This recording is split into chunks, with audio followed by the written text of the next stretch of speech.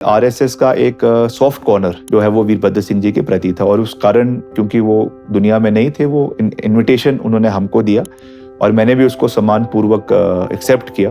और हालांकि इस पे कंट्रोवर्सी भी थी और पार्टी ने ये कहा था कि आप जो भी जाना चाहता है वो जा सकता है, मगर पार्टी लाइन पे नहीं होगा। तो पर मैंने ये कहा कि मैं ज़रूर इस पे जाऊंगा।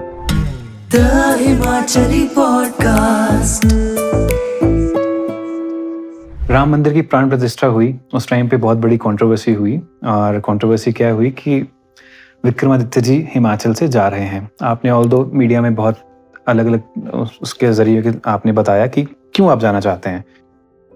फादर की क्या इच्छा थी, वो बता पाएंगे? नहीं, मेरे फादर अगर होते तो वो निश्चित तौर से उस दिन वहाँ पर उपस्थित रहते और वो हमेशा से राम मंदिर मूवमेंट के हक में भी रहे। उन्होंने उसके लिए अपने निजी कोष से जो है बनाने के लिए, मंदिर बनाने के लिए सहयोग भी किया।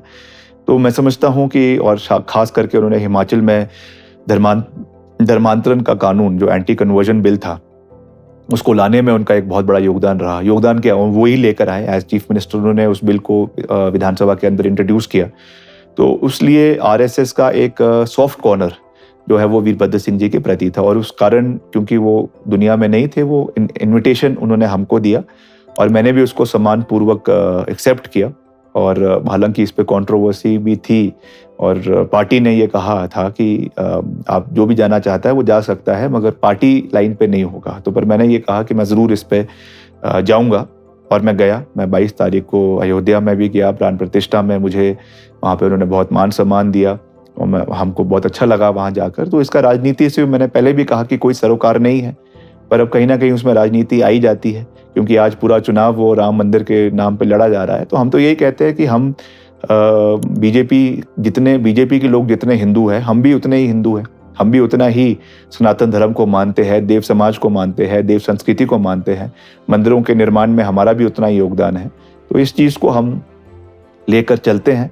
अब इसको मैं किसी को अच्छा लगे या बुरा लगे तो मैं नहीं कह सकता हूँ, मगर ये हमारी सोच है, हमारी देव परंपरा के प्रति, सनातन धर्म के प्रति हमारी निष्ठा है। आपने जब ये किया ना, उसके बाद से बहुत सारे बीजेपी के लोग एक बात कह रहे हैं कि विक्रमादित्य जी बहुत बढ़िया बंदे हैं, बस गलत पार्टी में।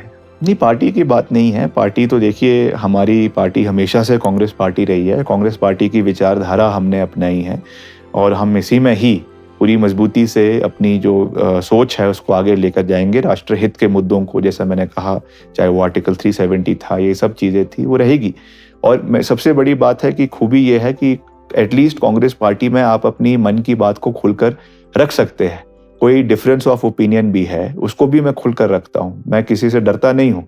हम रिस्पेक्ट सबकी करते हैं, अपने पार्टी हाईकमांड की करते हैं, मुख्यमंत्री जी की करते हैं, मगर मैं अगर कोई कमी है तो उसको खुले मंच पर रखने पर मुझे कोई भी संकोच नहीं है। और पीछे भी जो सारी ये कंट्रोवर्सी हुई, शायद ये उसी का परिणाम था, मगर फिर भी मैंने जो मेरे मन में था वो बात मैंने बिल्कुल स्पष्ट तरीके से करी। और मैं धन्यवाद करता हूँ अपने पार्टी की हाईकमांड का कि उन्होंने मेरी बात को पॉजिटिवली लिया और ये कहा कि हम इन चीज़ को ठीक करेंगे। उस पर एक्शन भी लिया है और इसीलिए हमने उनकी बात को माना है।